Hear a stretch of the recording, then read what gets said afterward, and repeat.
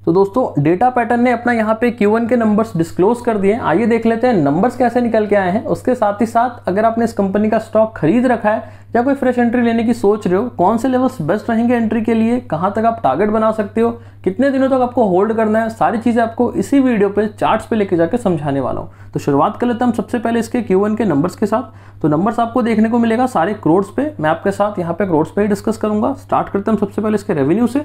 तो पिछले क्वार्टर की अगर हम रेवेन्यू की बात करते हैं तो यहाँ पे आपको 396 करोड़ के आसपास रेवेन्यू देखने को मिल रहा था, जो कि इस क्वार्टर घट के 99 करोड़ के आसपास आपको देखने को मिल रहा है। तो क्वार्टर की बात करते हैं तो लगभग यहाँ पे आप देखोगे 75% के आसपास यहाँ पे आपको गिरावट देखने को मिल रहा है। बात कर लेते हैं साल दर साल। तो पिछले साल यहाँ पे आपको 104 करोड़ के आसपास रेवेन्यू देखने को मिल रहा था, क्योंकि इस क्वार्टर घट के 99 करोड़ के आसपास आपको देखने को मिल रहा है। तो अगर हम साल दर साल कंपेयर करते हैं तो यहाँ पे आपको लगभग 4% के आसपास यहाँ पे आपको गिरावट देखने को मिल रही है रेवेन्यू के नंबर्स पे। तो ओवरऑल अगर आप देखोगे रेवेन्यू के नंबर्स काफी यहाँ पे वीक आए हैं और आपको डी ग्रोथ देखने को मिल रही है। बात कर लेते हैं खर्चे के बारे में। तो पिछले क्वार्टर की अगर हम खर्चे की बात करते हैं तो यहाँ पे आपको 253 करोड़ के आसपास खर्चे देखने को मिल रहा था, जो कि इस क्वार्टर अगर आप देखोगे तो 75 करोड़ के आसपास आपको देखने को मिल रहा है। तो क्वार्टर अगर आप देखोगे तो खर्चे भी यहाँ पे आपको बहुत कमते हुए देखने को मिल रहे हैं। वही अगर हम साल दर साल यहाँ पे कंपेयर करते हैं खर्चे को, तो पिछले साल यहाँ पे आपको 72 करोड़ के आसपास खर्चे देखने को मिल रहे थे, जो कि इस क्वार्टर आप देखोगे तो 75 करोड़ के आसपास आपको देखने को मिल रहा है। तो क्वार्टर अगर हम खर्चे की बात करते हैं तो यहाँ पे कंट्रोल पे है और यहाँ पे डी ग्रोथ मतलब यहाँ पे बहुत ही कम खर्चे यहाँ पे देखने को मिल रहा है, क्योंकि रेवेन्यू पे यहाँ पे आपको कम देखने को मिल रहा है। लेकिन अगर आप साल दर साल देखोगे तो यहाँ पे आपको खर्चे भी यहाँ पे कंट्रोल पे देखने को मिलेंगे। बात कर लेते हैं इसके प्रॉफिट के नंबर्स की, कैसे इस बार के प्रॉफिट यहाँ पे निकल के आया है।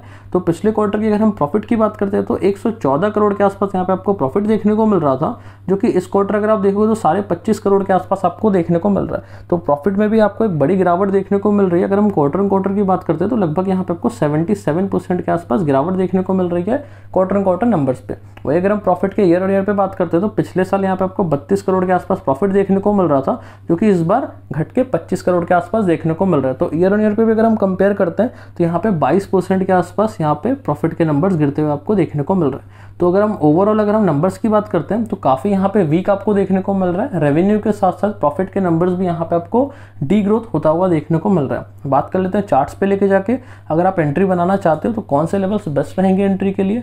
देखो लॉन्ग टर्म के लिए ये स्टॉक बहुत ही अच्छा है, फंडामेंटली बहुत स्ट्रॉन्ग कंपनी है, ग्रोथ कंपनी है। अभी कुछ टाइम से क्वार्टर पे यहाँ पे प्रॉब्लम आ रहा है, तो देखो अगर आपको एंट्री लेनी है कहाँ बना सकते हो। तो करंट अगर हम लेवल्स की बात करते हैं तो यहाँ पे 2570 के आसपास यहाँ पे करंटली ट्रेड कर रहा है आज के दिन। नीचे की तरफ अगर आप देखोगे तो एक ट्रेंड लाइन आपको देखता हुआ देखने को मिल रहा है, जो कि एक इंपॉर्टेंट सपोर्ट की तरह काम कर रहा है। अगर इस ट्रेंड लाइन का अगर ब्रेकआउट होता है, मतलब नीचे की तरफ अगर ब्रेकडाउन होता है, तो एक इंपॉर्टेंट सपोर्ट है जो कि रहेगा 2150 के आसपास, जहां पे मार्केट ने मल्टीपल टाइम्स सपोर्ट लिया हुआ है। तो ये एक पहला एंट्री आप बना सकते हो इन केस अगर यहाँ तक आता है। अगर यहाँ तक नहीं आता, अगर स्टॉक रिवर्स कर जाता है, तो आप ये ट्रेंड लाइन पे भी एंट्री ले सकते हो। जो एंट्री रहेगा आपका ऑलमोस्ट जो करंट प्राइस चल रहा है यहाँ पे भी आप एंट्री ले सकते हो।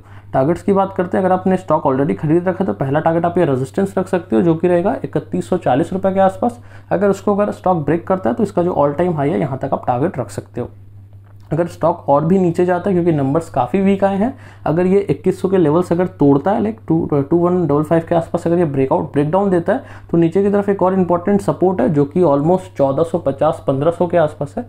तो अगर यहाँ तक अगर इन केस स्टॉक आपको देखने को मिलता है तो यहाँ पर भी आप बाइंग कर सकते हो। कोई भी बाई एंड सेल रिकमेंडेशन नहीं है। अगर आपका व्यू लॉन्ग टर्म का है तो स्टॉक्स बहुत ही अच्छा आपको परफॉर्म करके दे सकता है। तो अगर आपको ऐसी भी वीडियोस चाहिए जहाँ पे हम स्टॉक्स के साथ मतलब चार्ट्स के साथ साथ Q1 के अर्निंग्स दोनों हम शेयर करते हैं, और आपको अगर दोनों देखना है तो आप वीडियो को लाइक कर लो, चैनल को सब्सक्राइब कर लो। हमारा अगर समझाने का तरीका आपको पसंद आ रहा है तो हमें फॉलो भी कर सकते हो। मिलते हैं नेक्स्ट वीडियो पे कोई ऐसी वीडियो के साथ जहाँ पे रिजल्ट्स के बारे में हम डिस्कस करें।